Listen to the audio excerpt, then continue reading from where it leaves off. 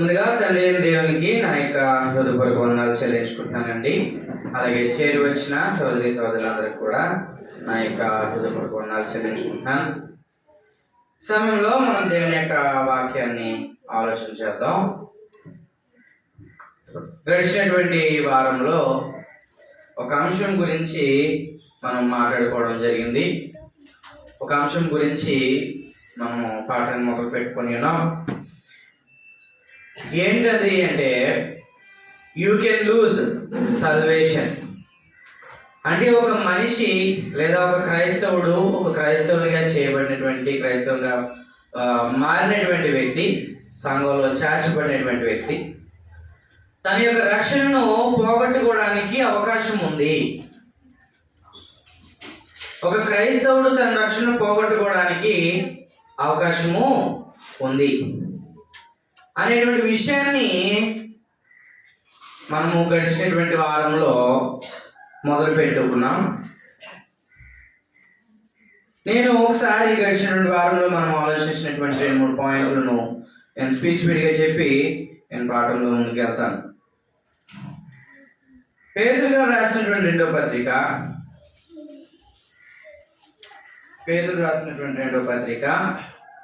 1వ అధ్యాయము 10వ వచనంలో, అందువలన సహోదరులారా మీ పిలుపును ఏర్పాటును నిశ్చయం చేసుకుంటూ మరి జాగ్రత్త పడుడి. ఎందుకు ఒక క్రైస్తవుని జాగ్రత్త పడమని గ్రంథంలో దేవుడు హెచ్చరిస్తున్నాడు? ఒక వ్యక్తి మారు మనసు పొంది పాపక్షమాపణ నిమిత్తము బాప్తిస్మం పొంది దేవుని యొక్క రాజ్యంలో దేవుని యొక్క సంఘంలో చేరినటువంటి వ్యక్తి జాగ్రత్త పడవలసినటువంటి అవసరం ఉందా? సంఘంలో చేరిపోయాడు కదా, గ్రంథంలో మనకి ఇచ్చినటువంటి ఆజ్ఞ ప్రకారంగా వాక్యము విని విశ్వాసం ఉంచి మారు మనసు పొంది పాపాలను ఒప్పుకొని బాప్తిస్మం పొంది సంఘంలో చేరినటువంటి వ్యక్తి, ఒక వ్యక్తి సంఘంలో చేరడానికి ఏవైతే విధానము దేవుడు చెప్పాడో ఆ విధానాన్ని అనుసరించి సంఘంలో చేరినటువంటి ఈ వ్యక్తి మళ్ళీ జాగ్రత్త పడవలసినటువంటి అవసరం ఉందా?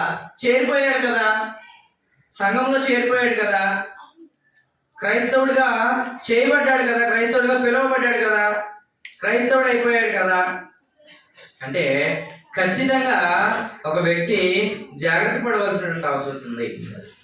ఎందుకు అని అంటే అతను పడిపోయేటువంటి అవసరం ఉంది కాబట్టి.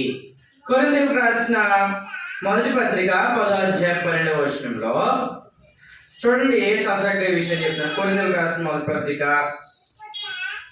10వ అధ్యాయము 12వ వచనంలో, తాను నిలుచున్నానని తలంచుకొని వాడు పడకుండానట్లు జాగ్రత్తగా చూసుకునేవాడు. ఒక వ్యక్తి నేను నుంచున్నాను, నేను బాగానే ఉన్నాను అనుకునేటువంటి వ్యక్తి ఏం చేయాలంట? మళ్ళీ పడిపోకుండా జాగ్రత్తగా చూసుకోవాలంట. ఇప్పుడు పిల్లవాడు పెద్దవాడు అయిపోయి మంచిగా అంత ఎంత అయిపోయాడు అనుకోండి, నడుస్తున్నాడు, జాగ్రత్తగా నడవలేదనుకో పడిపోతాడా? పడిపోడా? దారిలో ఆటంకాలు వచ్చినాయి, ఏ రాయో వచ్చింది, రాయింది అనుకున్నాడు, పడిపోతాడా? పడిపోడా? అంటే ఎంత జ్ఞానం ఉన్నప్పటికీ, ఎంత పెద్దోడైనప్పటికీ మళ్ళీ ఆ వ్యక్తి పడిపోయేటువంటి అవకాశం ఉంది జాగ్రత్తగా లేకపోతే. నేను నిల్చున్నాను, నేను బాగానే ఉన్నానని అనుకునేటువంటి ఒక వ్యక్తి పడిపోకుండా జాగ్రత్త పడవలసిన అవసరత ఉంది. గ్రంథము అదే చెప్తుంది. చూడండి, కొరింథీయులకు రాసిన మొదటి పత్రికలోనే 9వ అధ్యాయం 27వ వచనంలో, గాలిని కొట్టినట్టు నేను పోట్లాడటం లేదు, కానీ ఒకవేళ ఇతరులకు ప్రకటించిన తరువాత నేనే భ్రష్టుడైపోదునేమో అని నా శరీరం నలుగొట్టి దాన్ని లోపరుచుకుంటున్నాను. అపోస్తలుడైనటువంటి పౌలు చెప్తున్నటువంటి మాట. ఆయన ఆయా ప్రాంతాల్లో సంఘాలని ఏర్పాటు చేస్తూ ఆయా ప్రాంతాల్లో ఉన్నటువంటి జనాంగాన్ని, మనుషుల్ని క్రైస్తవులుగా ఆయన చేస్తూ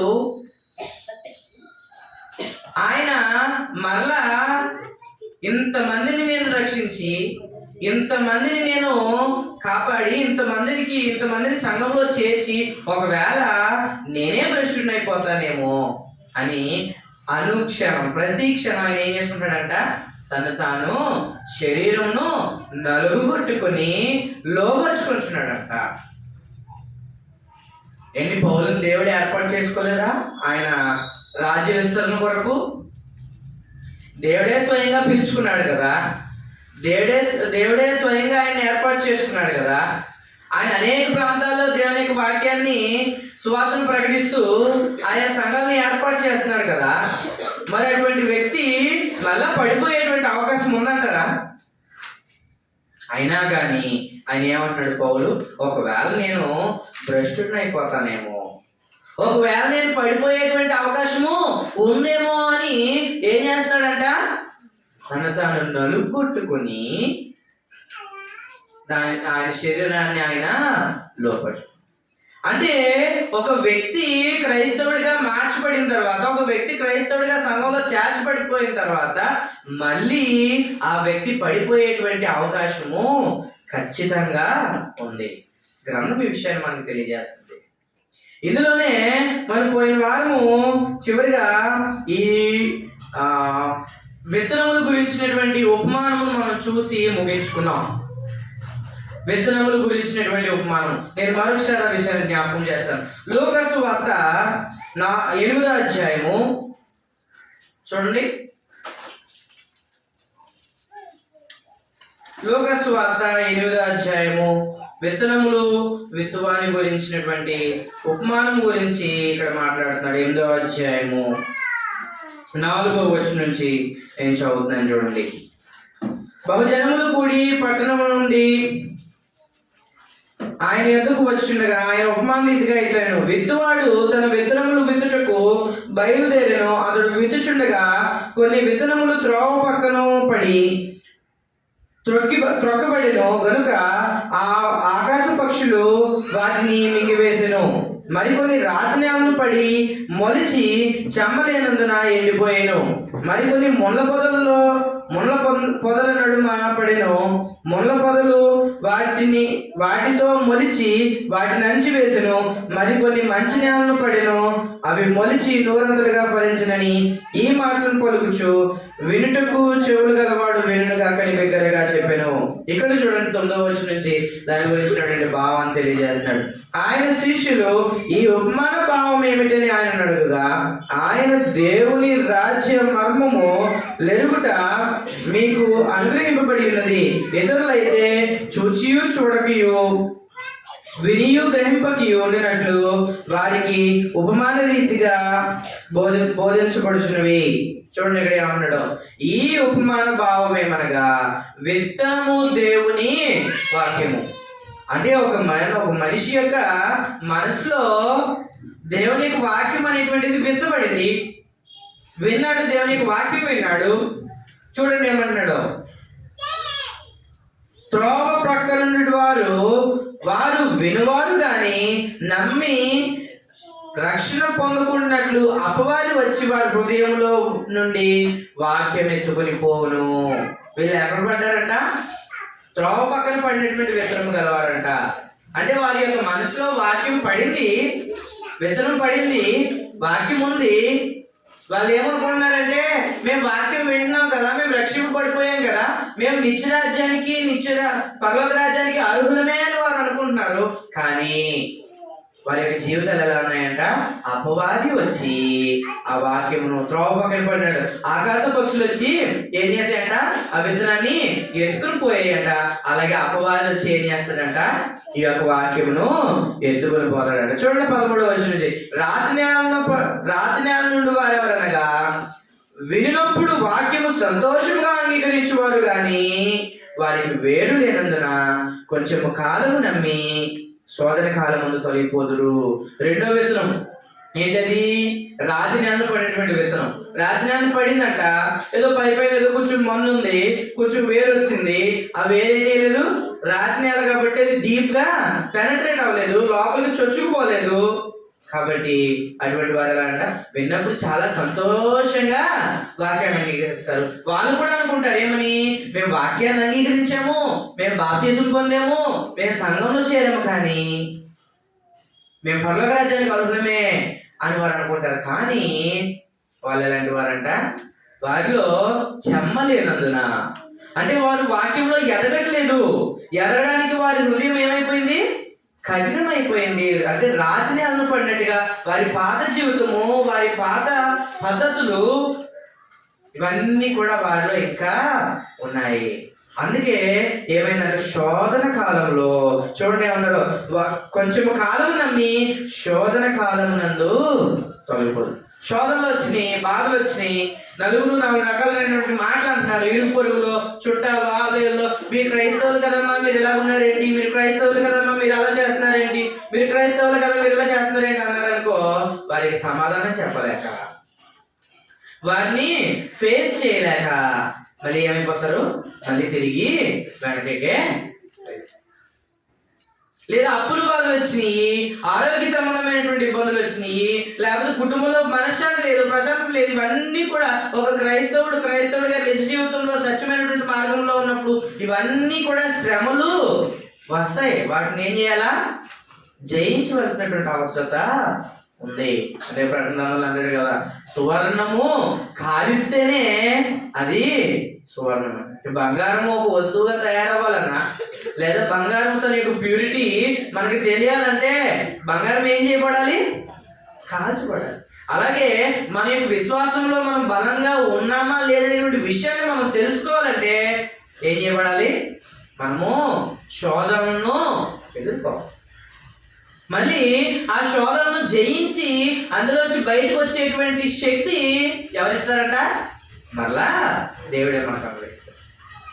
కాబట్టి ఈ రెండో విత్తనము ఎవరైతే రాతిని అన్నపడినటువంటి విత్తనం ఉందో, ఆ రాతిని అన్నపడినటువంటి విత్తనము ఎటువంటి వారికి శోధనలు వచ్చినప్పుడు దాంట్లోంచి తొలగిపోయేటువంటి వారు. చూడండి 14వ వచనంలో, మొండ్ల పొదల్లో పడిన విత్తనమును పోలిన వారు ఎవరనగా, విని కాలము గడిచిన కొలది ఈ జీవ సంబంధమైన విచారముల చేతను ధనభోగముల చేతను అణిచివేయబడి పరిపక్వముగా ఫలింపని వారు. మూడవ విత్తనం ఎక్కడ పడిందంట, వెళ్ళి ముళ్ళ దుప్పల్లో పడిందంట. ఈ ముళ్ళ దుప్పల్లో పడినటువంటి విత్తనం ఏమవుతుందంటే, వాటితో పాటు ముళ్ళ పొదలు కూడా ఏమవుతాయి, పెరుగుతూ ఉంటాయి. ఈ మొక్క ఎదుగుతున్న కొద్ది ఆ ముళ్ళ దుప్పలు ఏం చేస్తాయి, ఈ మొక్కను ఎదగలేకుండా అంతే. అలాగే వీళ్ళు ఎలాంటి వారంటే, వారు కూడా సంఘంలో చేర్చబడి, మేము సంఘంలో చేర్చబడ్డాం కాబట్టి మేము పరలోక రాజ్యానికి అర్హులమే అనుకునేటువంటి వారు ఎటువంటి వారంట, వారు ఈ లోక సంబంధమైనటువంటి విషయాల చేత, ధనభోగముల చేత, లేకపోతే ఈ లోక సంబంధమైనటువంటి ఆశల చేత ఇటువంటి వారు ఏమైపోతారంట, అణిచివేయబడతారు. ఇకపోతే 4వ విత్తనం చూడండి 15వ వచనం, మంచి నేల నుండి వారెవరనగా యోగ్యమైన మంచి మనసుతో వాక్యము విని దానిని అవలంబించి ఓపికతో ఫలించేవారు. 4వ విత్తనం ఎక్కడ పడిందంట, చక్కగా మట్టి ఉన్నటువంటి నేలలో పడింది. మట్టి సారవంతంగా ఉంది. అంటే వారు వాక్యము చక్కగా వింటున్నారు, వాక్యంలో నిలుచున్నారు. వారు ముందు మనం ఏదైతే చదువుకున్నామో, ఒకడు నిల్చున్నానని తలంచుకున్నవాడు పడకుండా జాగ్రత్త పడవాలని ఏదైతే చెప్పాడో అలా వారు జాగ్రత్త పడుతున్నారు. ఏదైతే గ్రంథంలో చెప్పినటువంటి ఆజ్ఞలు, గ్రంథంలో చెప్పినటువంటి వాక్యానుసారంగా దేవునికి అనుకూలమైనటువంటి జీవితం ఏదైతే ఉందో ఆ జీవితాన్ని జీవించేటువంటి వారు ఎలా ఫలిస్తారంట, వారు మత్తయి సువార్త 30 అంతలు గాను 60 అంతలు గాను 100 అంతలు గాను వారు ఏం చేస్తారంట, ఫలిస్తారు.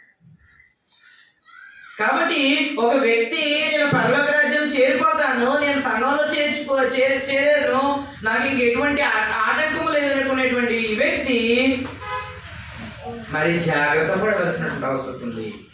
ఒకవేళ నువ్వు రాజ్యాలను పడినటువంటి విత్తనంగా ఉన్నావేమో, ఒకవేళ నువ్వు త్రోవ పక్కన పడినటువంటి విత్తనముగా ఉన్నావేమో, ఒకవేళ నువ్వు మునగ పొదల్లో పడినటువంటి విత్తనముగా ఉన్నావేమో. జాగ్రత్త పడు, జాగ్రత్తగా చూసుకో, జాగ్రత్తగా నీ జీవితాన్ని నువ్వు ఏం చేసుకోవాలి, పరీక్షించుకోవాలి. నీ జీవితం ఎక్కడుందో. ఈ దినాన ఇంకొక ఉపమానము గురించి మనం ఆలోచన చేసి కొంచెం ముందుకు వెళ్దాం. సమయంలో యోహాను సువార్త 15వ అధ్యాయము, యోహాను సువార్త 15వ అధ్యాయము 1వ వచనం నుంచి చాలా జాగ్రత్తగా ఈ విషయాల్ని మనం ఆలోచన చేయాలి. చూడండి, నేను నిజమైన ద్రాక్షావల్లిని. మనము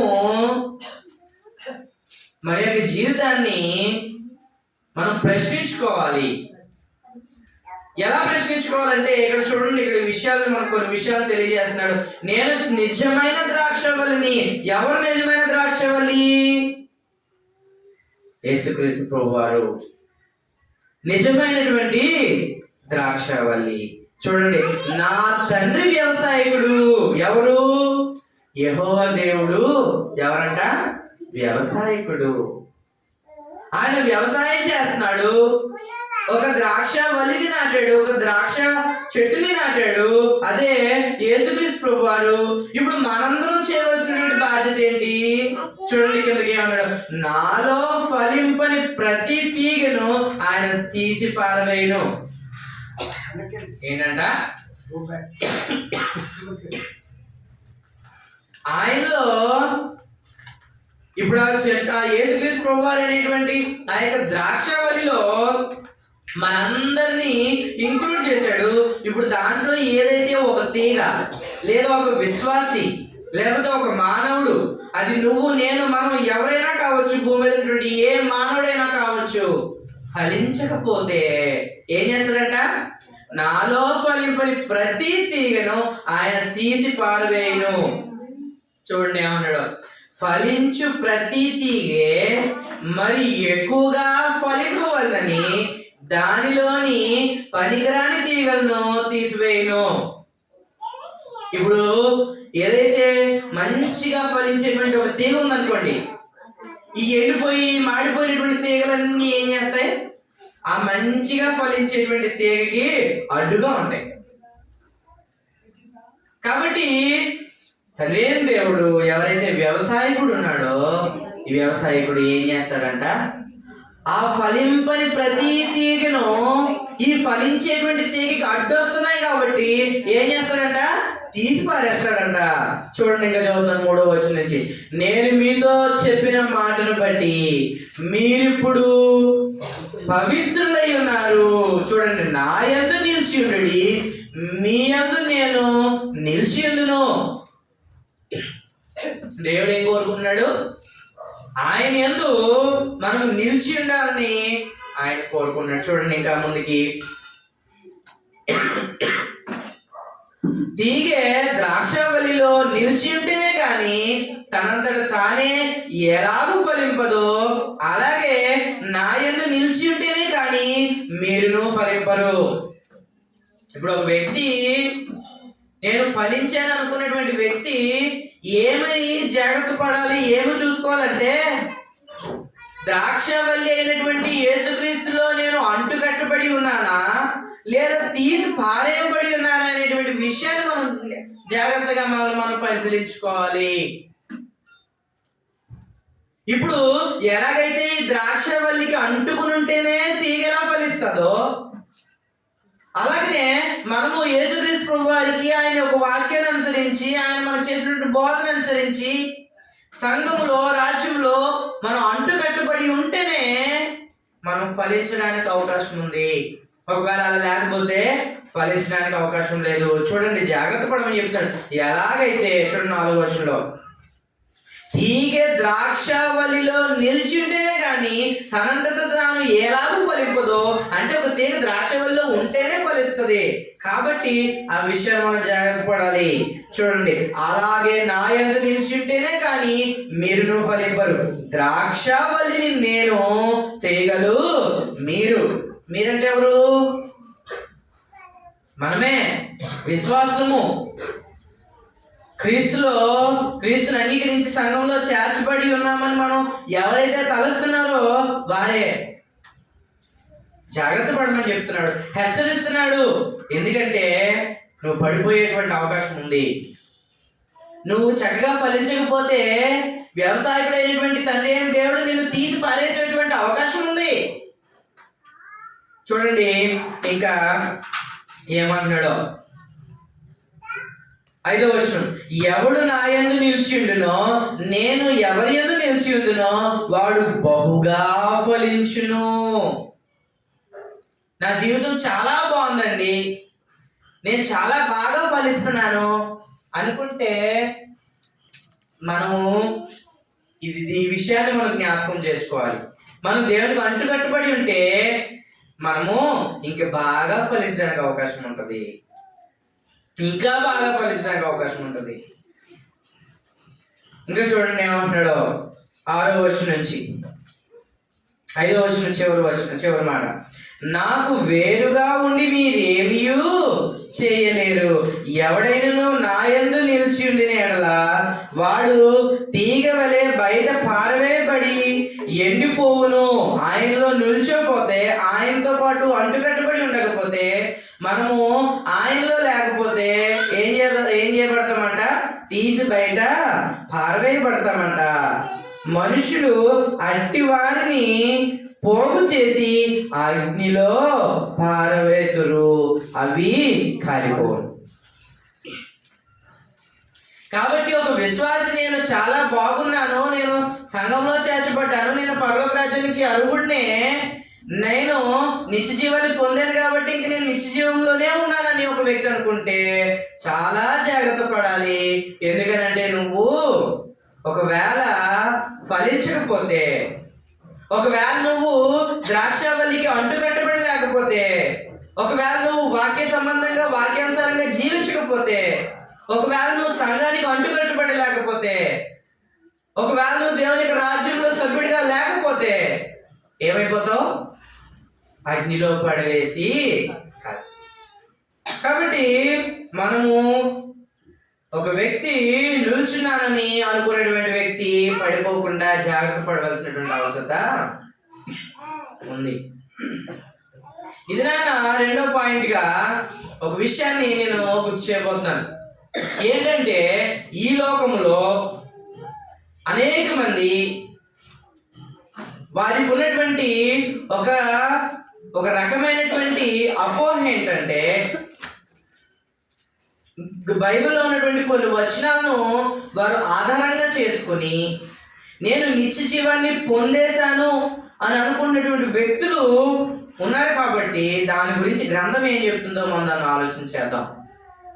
ఒక వ్యక్తి ఈ రోజునటువంటి ఏమైతే క్రైస్తవులని, సోకాల్డ్ క్రిస్టియన్స్ ఎవరైతే ఉన్నారో, ఎవరైతే క్రైస్తవులని పిలువబడుతున్నారో, వారు చేసేటువంటి బోధల్లో, వారు చెప్పేటువంటి బోధల్లో ఏమని మనం వింటున్నామంటే, నువ్వు రక్షింపబడ్డావు కాబట్టి నువ్వు రక్షింపబడిపోయావు, నీ జీవితాంతం నీ రక్షణ కొనసాగుతుందని చెప్తున్నారు.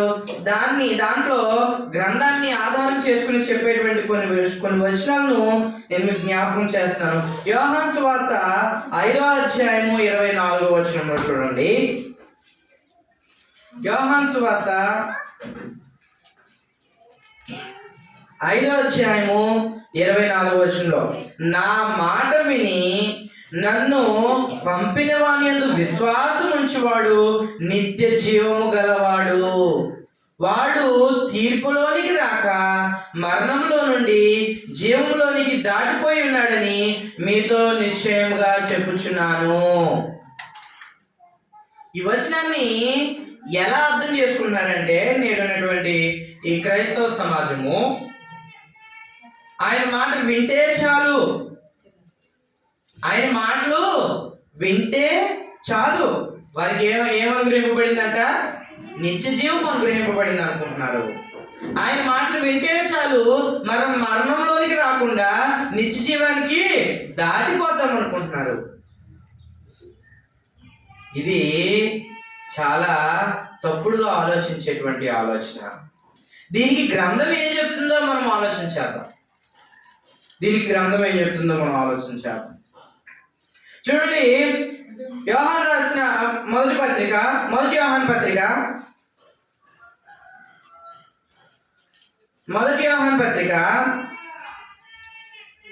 2వ అధ్యాయము 25వ వచనంలో ఇక్కడ మనకి ఆయన ప్రామిస్ చేశాడు.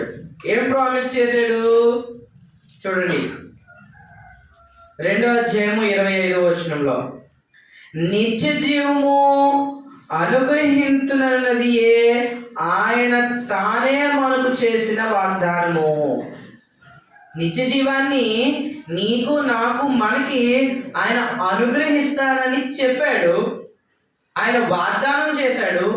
అయితే ఇదే యోహాను పత్రికలోనే 1వ అధ్యాయము 2వ వచనంలో చూడండి, ఆ జీవము ప్రత్యక్షమాయెను, తండ్రి యొద్ద నుండి మాకు ప్రత్యక్షమైన ఆ నిత్య జీవమును మేము చూచి ఈ జీవమును గురించి సాక్ష్యమిచ్చినాం, దానిని మీకు తెలియపరుచున్నాము. ఇప్పుడు ఈ వచనంలో ఉన్నటువంటి లింక్ ని మనం ఆలోచన చేయాలి. మనం దేని గురించి ఆలోచన చేస్తున్నాం?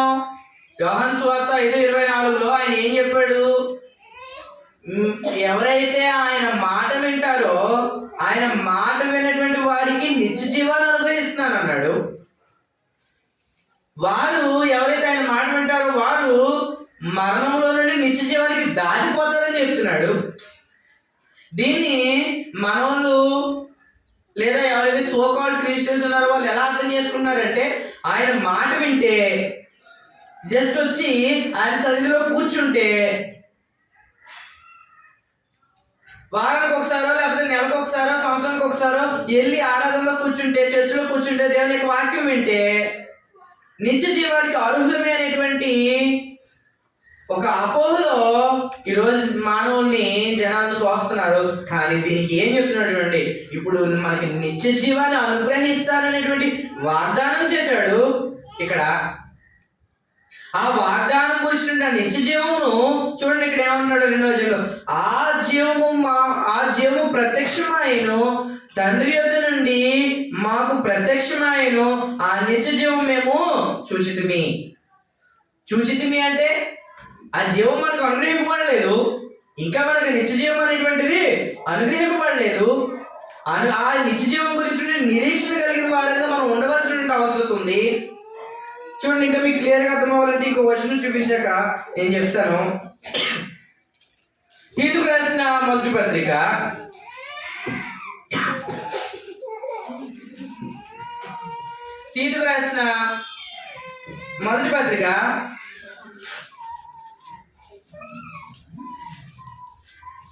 1వ అధ్యాయము 1వ వచనం చదువు. దేవుడు ఏర్పరచుకొనిన వారి విశ్వాసము నిమిత్తము నిత్య జీవమును గూర్చినటువంటి నిరీక్షణతో కూడిన భక్తి. ఒకవేళ నిత్య జీవం మనకు అనుగ్రహింపబడిపోయింది అనుకో, నిరీక్షించవలసినటువంటి అవసరం లేదు.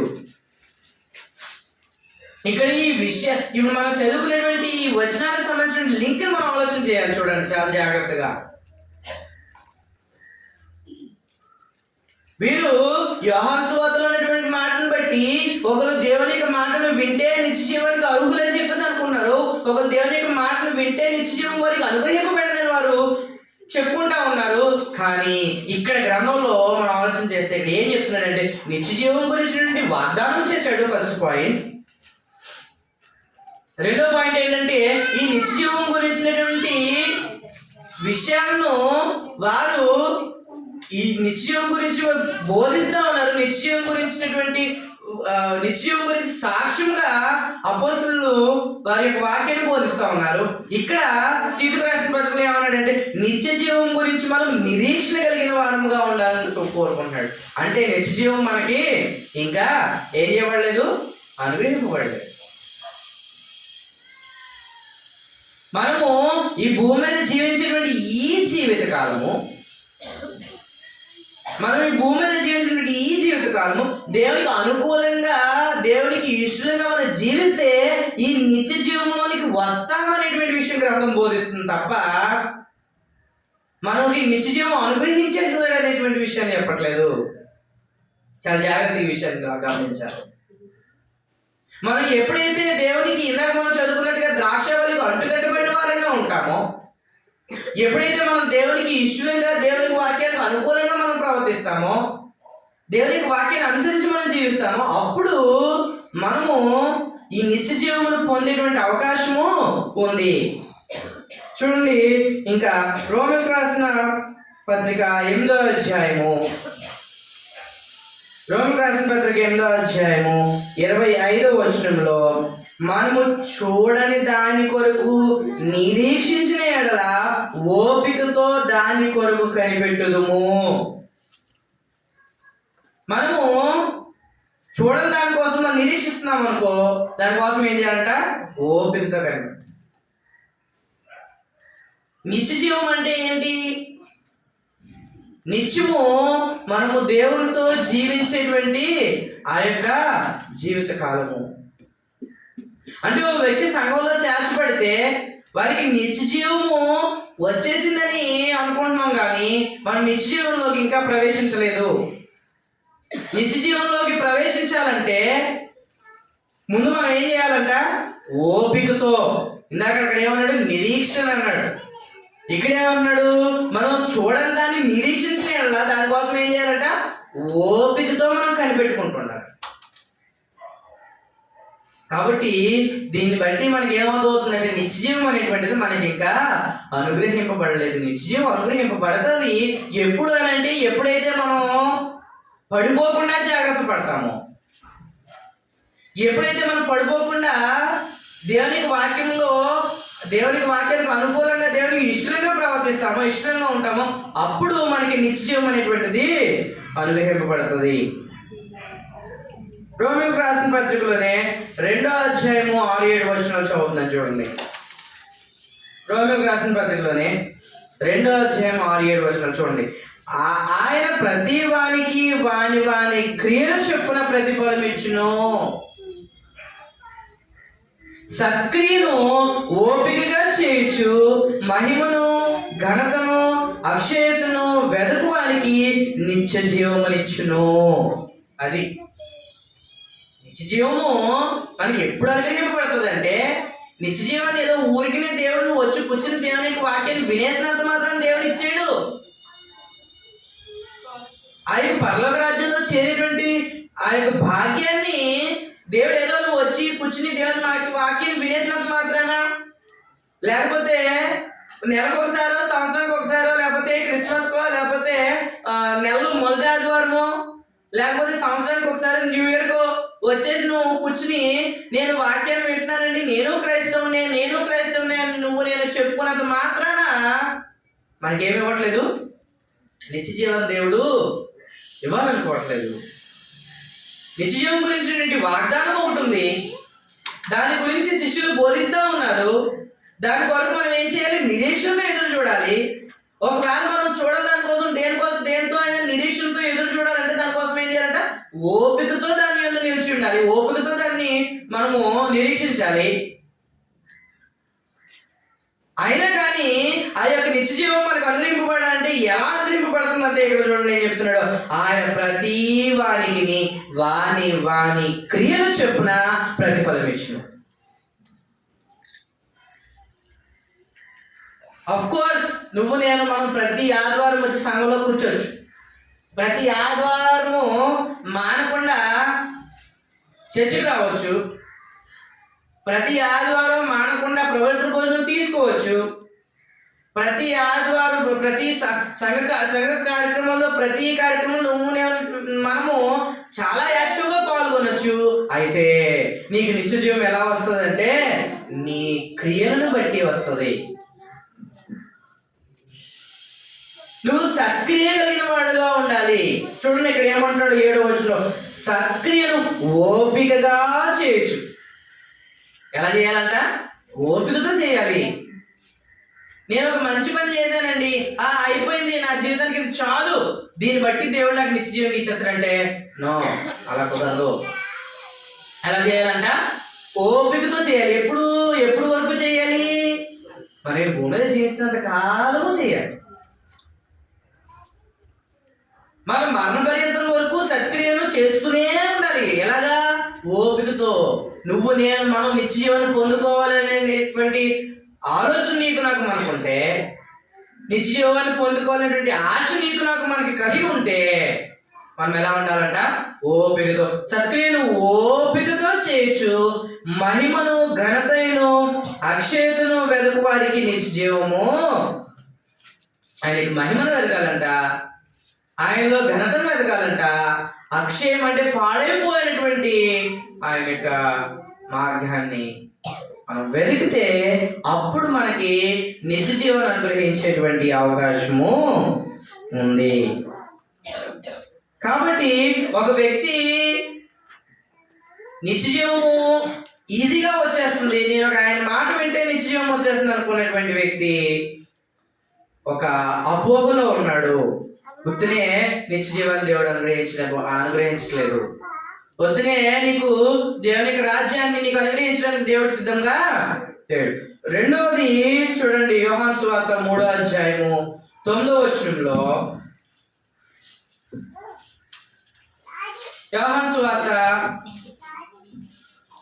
3వ అధ్యాయము 9వ వచనంలో చూడండి, అందుకు నికోదేము ఈ సంగతులు ఎలాగూ సాధ్యమని, 3 చదువుతున్నాను,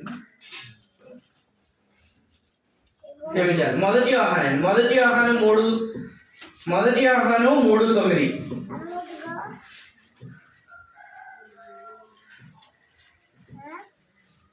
యోహాను రాసిన మొదటి పత్రిక, 1 యోహాను పత్రిక,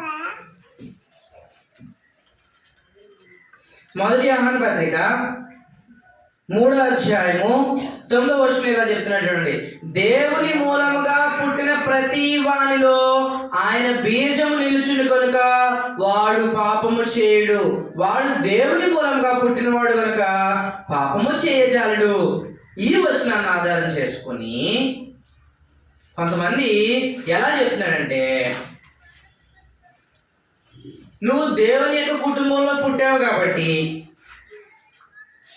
నువ్వు ఒక విశ్వాస కుటుంబంలో పుట్టావు కాబట్టి నీకేం రాదంట, నీకు పాపము నీకు అంటదు అనుకుంటాడు.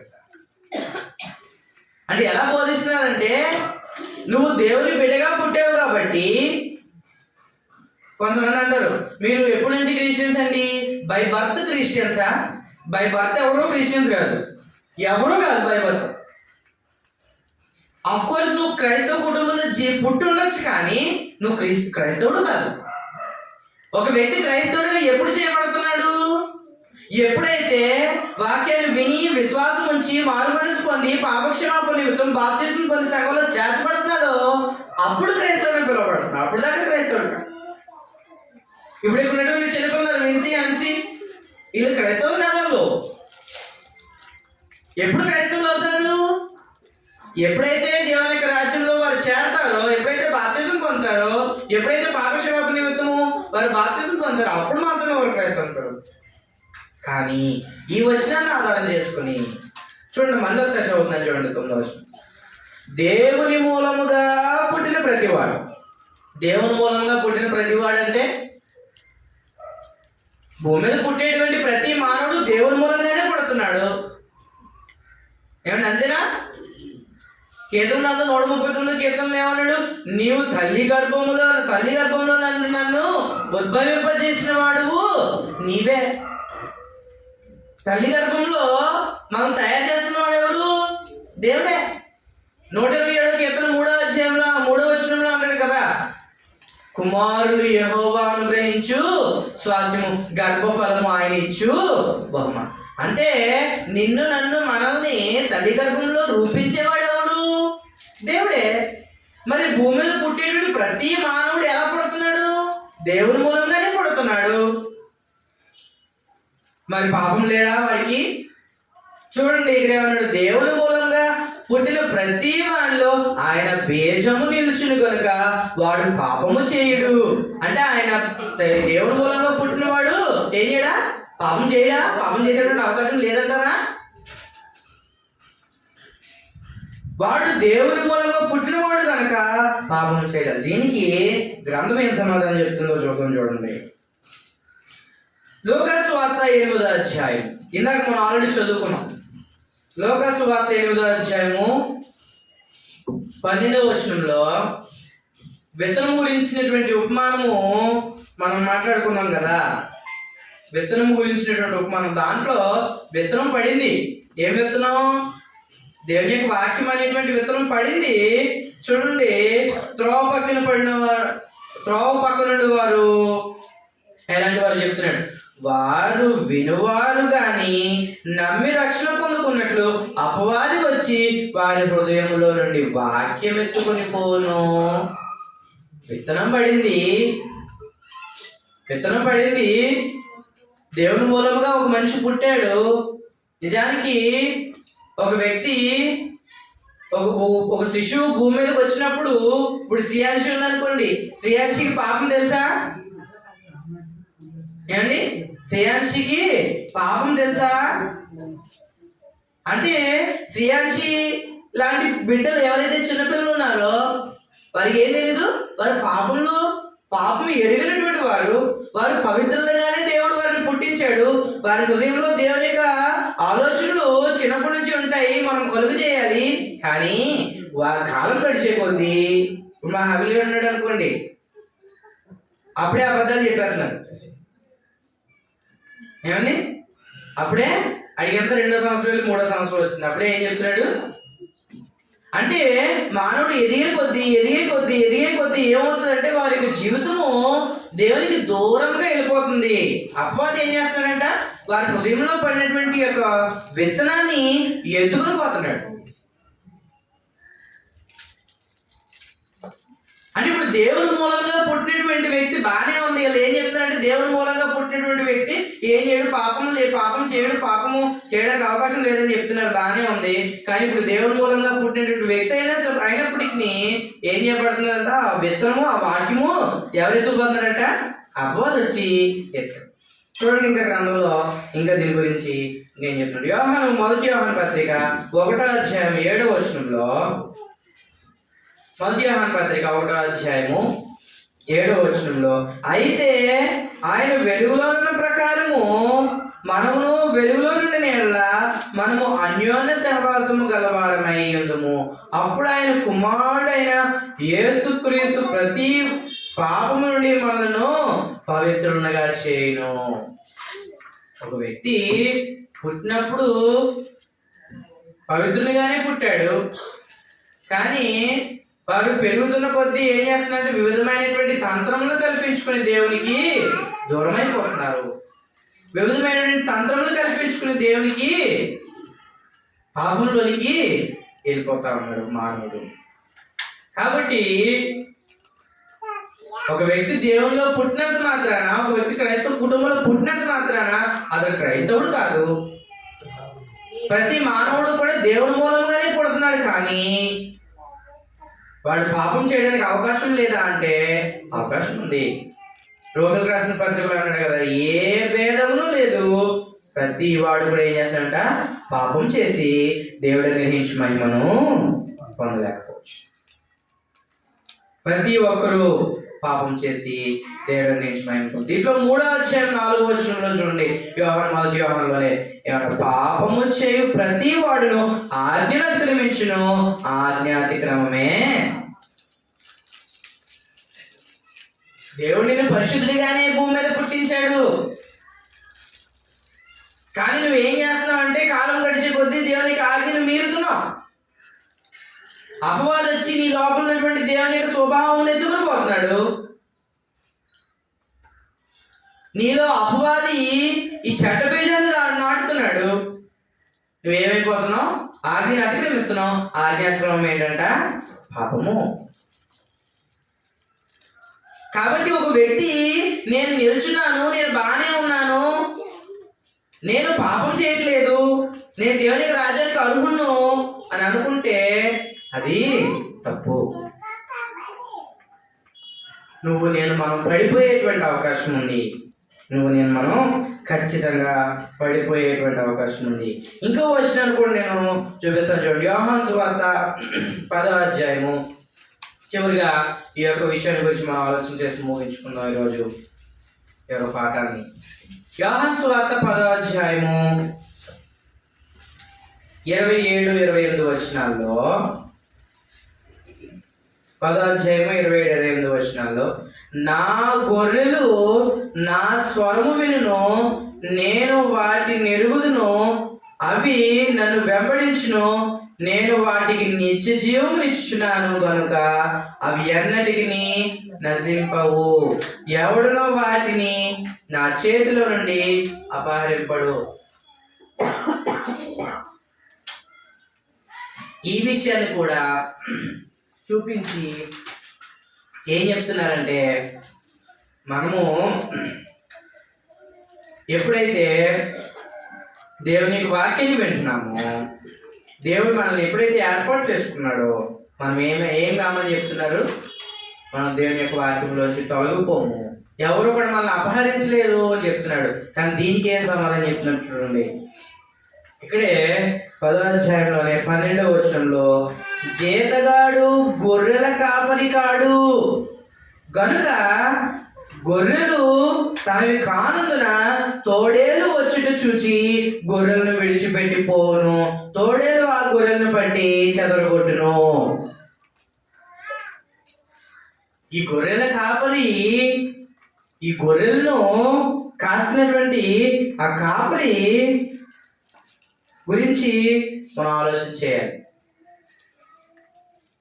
గ్రంథంలో ఏం చెప్తున్నాడంటే, అబద్ధ బోధకులు, అబద్ధ ప్రవక్తలు వస్తున్నారు. అబద్ధ ప్రవక్తలు వస్తారు చూడండి. తిమోతికి రాసిన మొదటి పత్రిక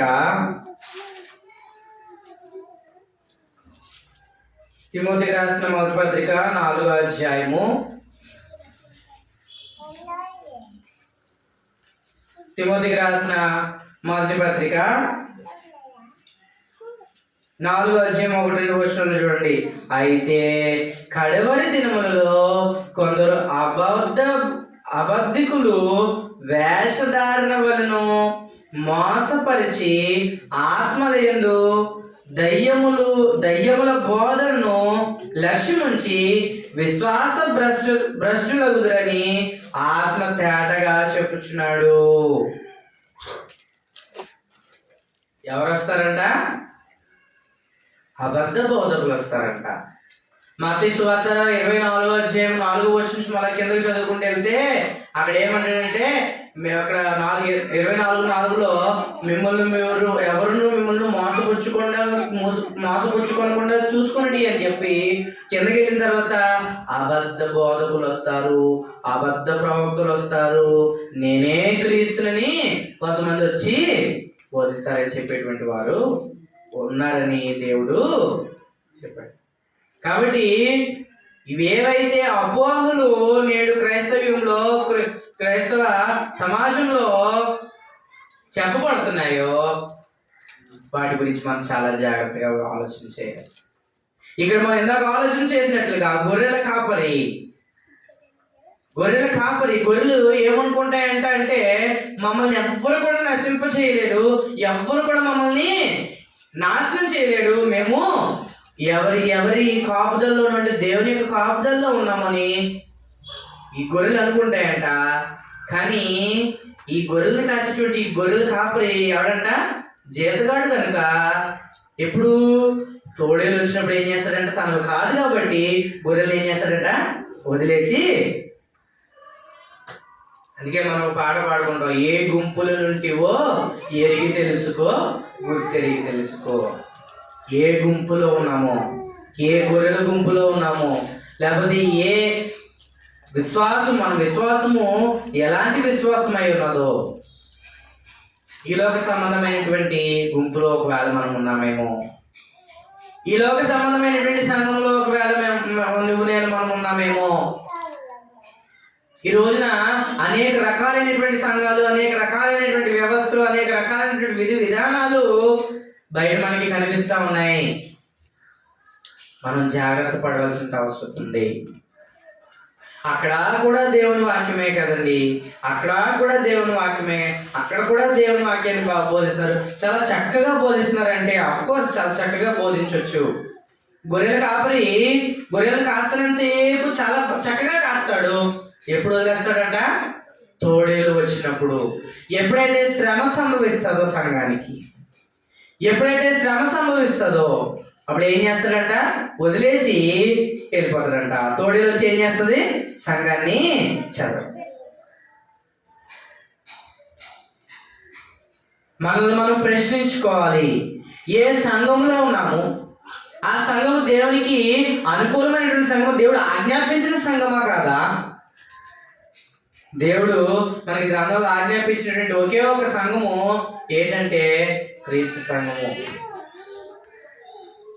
దానికి ఒక నిర్దిష్టమైనటువంటి రూల్స్ అండ్ రెగ్యులేషన్స్ దేవుడు గ్రంథంలో ఇచ్చాడు. ఆరాధన ఉందా? ఆరాధన క్రమాన్ని దేవుడు ఇచ్చాడు. అలాగే సంఘంలో జరిగేటువంటి కార్యక్రమాలు ఉన్నాయా? ఆ కార్యక్రమాలు ఏ విధంగా చేసుకోవాలి, సంఘం ఏ విధంగా క్షేమాభివృద్ధి చెందాలనేటువంటి విధి విధానాలను దేవుడు గ్రంథంలో పెట్టాడు. ఈ లోకంలో ఉన్నటువంటి సంఘాలు, లేకపోతే ఈ లోక సంబంధమైనటువంటి సంఘాలు వారికి ఇష్టం వచ్చినట్లుగా మరి ఏం చేస్తారంటే పాత నిబంధనల నుంచి, లేకపోతే వారికి ఇష్టం వచ్చినటువంటి గ్రంథంలో నుంచి, ఇష్టం వచ్చిన భాగంలో నుంచి ఇష్టం వచ్చిన వాక్యాన్ని తీసుకొచ్చి పెట్టి నేడు దాంట్లో చాలా మంది అవుతున్నారు. కానీ గ్రంథంలో మనకి చెప్పబడింది ఒకే ఒక సంఘము. ఆ సంఘానికి శిరస్సు ఎవరు? క్రీస్తు. ఆ సంఘానికి శిరస్సు క్రీస్తే. నువ్వు నేను మనం ప్రశ్నించుకోవాల్సింది ఏంటంటే, క్రీస్తు శిరస్సుగా ఉన్నటువంటి సంఘంలో నువ్వు నేను మనం ఉన్నామో లేదని మనం ప్రశ్నించుకోవాలి. మన సంఘానికి, మనం ఉన్నటువంటి శరీరానికి శిరస్సు క్రీస్తేనా లేకపోతే ఇంకెవరైనా అని ఆలోచించుకోవాలి. మనందరం కూడా అవయవాలుగా, శరీరంలో అవయవాలుగా ఉన్నాం. ఒక్కొక్కరు ఒక్కొక్క అవయవం. కానీ శిరస్సు ఎవరు? క్రీస్తే. క్రీస్తు శిరస్సు అయినటువంటి సంఘంలో నువ్వు నేను మనం ఉంటేనే మనకి ఏమిస్తాడు? నిత్య జీవాన్ని ఇస్తాడు. అలాగే పరలోక రాజ్యంలో చేరదు. అంతే తప్ప ఒక వ్యక్తి నేను క్రైస్తవుడినేనండి, మా ఇంట్లో యేసుప్రభువు ఫోటోలు ఉన్నాయండి, మా ఇంట్లో బైబిల్ ఉందండి, నేను కూడా చర్చికి వెళ్తున్నానండి అని ఒక వ్యక్తి అనుకున్నాడు అనుకో, నీకు నిత్యరాజ్యం లేదు, నీకు నిత్య జీవం లేదు. నీకు నిత్య జీవం ఎప్పుడు వస్తుంది అంటే, నువ్వు ఎప్పుడైతే ఆ ద్రాక్షవల్లికి అంటుకట్టబడి ద్రాక్షవల్లిలో ఒక తీగగా నువ్వు ఫలిస్తావో అప్పుడే నీకు దేవునికి రాజ్యంలో ప్రవేశము ఉంది, లేకపోతే ప్రవేశం లేదు. ఎప్పుడైతే నువ్వు మంచి నేలను పడినటువంటి విత్తనముగా ఉన్నావో అప్పుడే నీకు దేవునికి రాజ్యంలో స్థలం ఉంది, లేకపోతే లేదు. ఎప్పుడైతే నువ్వు సత్క్రియలు కలిగి ఉన్నావో, నీ సత్క్రియను ఓపికతో చివరి వరకు నువ్వు చేస్తున్నావో అప్పుడే దేవుడు నీకు నిత్య జీవం అనుగ్రహిస్తా అంటున్నాడు, లేకపోతే నీకు నిత్య జీవము లేదు. ఎప్పుడైతే నువ్వు దేవుని యొక్క సంఘంలో, రాజ్యంలో, గ్రంథంలో ఏదైతే ఆజ్ఞాపించబడినటువంటి ఒకే ఒక సంఘం ఉందో, ఒకే ఒక రాజ్యం ఉందో, ఒకే ఒక విశ్వాసం ఉందో, ఒకే ఒక మార్గం ఏదైతే ఉందో ఆ మార్గంలో నువ్వు ఉంటేనే దేవుని యొక్క రాజ్యంలో ప్రవేశించడానికి అవకాశం ఉంటుంది. అక్కడ ఒక అడిగేస్తానండి, ఇక్కడ ఒక అడిగేస్తాను. చల్లగా అయినా వెచ్చగా అయినా ఉండమంటారు, కానీ నులివెచ్చని స్థితిలో మనం ఉండడానికి నులివెచ్చని స్థితిలో ఉంటే మనం ఏమైపోతాం? పడిపోతాం. అందుకే పోయిన వారం మనం ఆలోచన చేశాం కదా, ఆయన గురించి మొత్తానికి తెలుసుకోకుండా ఉండడమే మేలంట. ఒకవేళ తెలుసుకుని ఇందులో వచ్చి మళ్ళీ బయటికి జంప్ చేసాం అనుకో, అప్పుడు ఏమన్నాడు, నీ కడపటి స్థితి మొదటి స్థితి కంటే మరి చెడ్డదిగా ఉంటుందంట. అందుకే ఏమన్నాడు, నువ్వు తెలుసుకోక ఉండడమే మేలు. అయ్యా నాకు ఎవరూ చెప్పలేదండి, ఒకవేళ చెప్తే మారునేమో నేను అనడానికి ఒక అవకాశం ఉంది. కానీ నీకు నాకు మనకి దీని గురించి తెలుసుకుని దీంట్లోంచి మరి బయటకు వస్తే ఏమైపోతామంట, మన కడవరి స్థితి మొదటి స్థితి కంటే చాలా చెడ్డదిగా ఉంటుందంట. కాబట్టి మనము ఆలోచించుకోవాల్సిన విషయం ఏంటంటే, మనము దేవుని రాజ్యంలో స్థిరంగా ఉన్నామా లేదా. ఎందుకంటే మనం పడిపోయేటువంటి అవకాశం ఉంది. మన అంశం అదే ఏంటి, యూ కెన్ లూజ్ సాల్వేషన్. మనం మన రక్షణ పోగొట్టుకోవడానికి అవకాశం ఉంది. మనం మన రక్షణ పోగొట్టుకోవడానికి అవకాశం ఉంది. మనం ఏం చేయాలంటే జాగ్రత్తగా ఉండాలి, జాగ్రత్త పడాలి. జాగ్రత్తగా ఉంటేనే మనం మన రక్షణను కాపాడుకోవడానికి అవకాశం ఉంది. కాబట్టి ఈ విషయాన్ని ప్రతి ఒక్కరూ మనం ప్రశ్నించుకుని మనం దేవుని రాజ్యంలో సంఘంలో సభ్యులుగా ఉన్నామా లేదా, మన రక్షణను మనము కాపాడుకుంటున్నామా లేదనేటువంటి విషయాన్ని మనము ఆలోచన చేయాలి. ఎప్పుడో ఒకసారి, నెలకు ఒకసారి, సంవత్సరానికి ఒకసారి వస్తే అది దేవుడు అంగీకరించడు. అది దేవుడు అంగీకరించడు. ఏదో వచ్చానండి, కూర్చున్నానండి, అందరితో పాటు గెంతులు వేసానండి, వాళ్ళు దొల్లితే వాళ్ళతో పాటు దొల్లానండి, చప్పట్లు కొడితే చప్పట్లు కొట్టానండి అనుకుంటే నీకు రక్షణ ఎవడు? ఓ మానవుడా, నిన్ను ప్రశ్నించుకోవాలి. ఈ లోకంలో ఉన్నటువంటి ప్రతి ఒక్క మానవుడు కూడా తను ప్రశ్నించుకోవాలి. నా పరిస్థితి ఏంటి, నేను ఎక్కడున్నాను, నా జీవితం ఏంటనేటువంటి విషయాన్ని మనం గమనించుకోవాలి. కాబట్టి మనందరం కూడా దేవుని యొక్క వాక్యాన్ని అనుసరించి దేవుని యొక్క రాజ్యంలో, దేవుని యొక్క సంఘంలో మనం ఉందాము. మనము పడిపోయేటువంటి అవకాశం ఉంది కాబట్టి పడకుండా మనం జాగ్రత్త పరుచుకుని మనం దేవుని యొక్క రాజ్యంలో కొనసాగుదాం. అనుక్షణం ప్రతి క్షణం ఓపికతో మన కోసం ఉన్నటువంటి ఆ యొక్క పరలోక రాజ్యం కొరకు నిరీక్షిద్దాం. ఈ లోకంలో మనం జీవించేటువంటి 60, 70, 80 సంవత్సరాలు ఇది యాత్రా కాలము. ఈ యాత్ర మనం ముగించుకుని మన యొక్క స్వస్థలానికి వెళ్ళిపోయేటువంటి రోజు ఒకటి ఉంది. కాబట్టి మనము తిరిగి మళ్ళీ ఆ యొక్క ప్రాంతానికి వెళ్ళిపోవాలి. కాబట్టి మన వెంటనే వెళ్ళి మంటికి చేరును, ఆత్మకు దయచేసిన దేవుని ఎదురు చేరుని చెప్పాడు. కాబట్టి అక్కడికి వెళ్ళడానికి సిద్ధపడి ఉండాలి. మనకి ఏ దినాన్ని మరణం వస్తుందో తెలియదు. మనం ఎప్పుడు బతుకుంటామో ఎప్పుడు చనిపోతామో తెలియదు. దేవునికి రెండో రాకడ ఎప్పుడో తెలియదు. దొంగ వచ్చినట్లు వచ్చును అన్నాడు. ఎలా వస్తుందంట? దొంగ వచ్చినట్లు వచ్చును. కాబట్టి మనం ఎప్పుడు కూడా సిద్ధముగా, ఈ క్షణమే దేవుడు నన్ను పిలుచుకుంటే మనము సిద్ధముగా దేవుని రాజ్యంలోకి వెళ్ళడానికి రెడీగా ఉండాలని ఈ యొక్క వాక్యంతో మిమ్మల్ని హెచ్చరిస్తూ, అలాగే నన్ను నేను హెచ్చరించుకుంటూ ఈ యొక్క వాక్యాన్ని ముగిస్తున్నాను. మీ అందరికీ థ్యాంక్ యూ.